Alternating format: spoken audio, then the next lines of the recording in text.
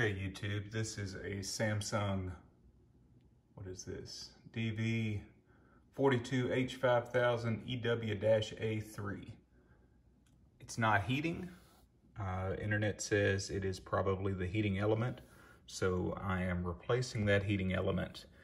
I've come at it from behind, and you've got 3 screws holding this cover over the dryer vent. So once you take those 3 screws out, this lifts right out. Then this will pull out. It's just wedged on the other end.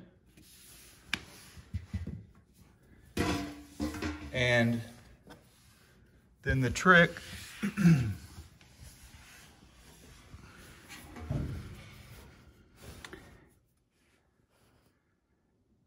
on the other side of that front bracket, there is a Phillips screwdriver holding this heating element, or Phillips screw holding this heating element housing on. It's facing away from you.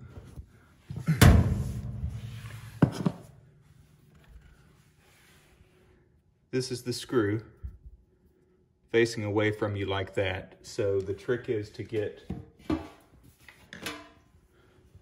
a screwdriver in this way that you can release it with.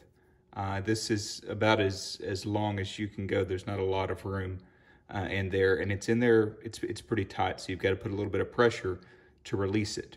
So get that released, take the screw out, and then you can remove that element housing.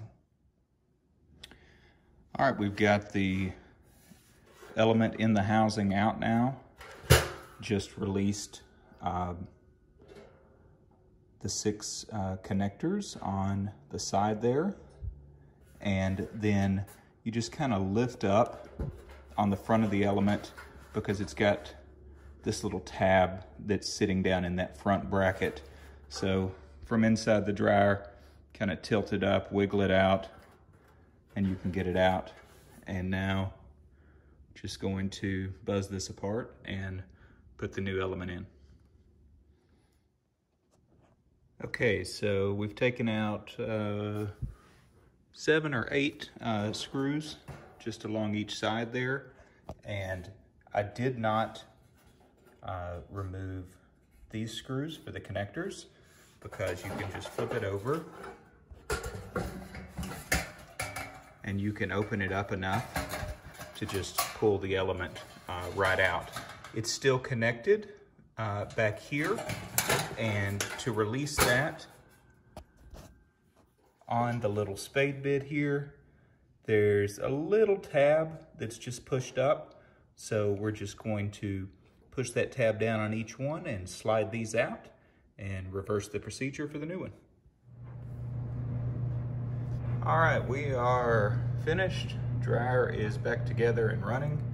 This is the old element, and right there, that might be a problem. So I think I paid less than $20 for the part, and it's a 15-minute job. So to recap, in a Phillips screwdriver, you'll need one. This is about 6 inches here. That's about as long as you can get. If you've got one of the little stubby ones that you can get around and torque on to remove that internal screw, that's even better. And yeah, maybe a pair of pliers to bend the little tab down on these connectors here. But other than that, it's pretty self-explanatory. The trick is just that front screw, and 15-minute job, you'll be good to go.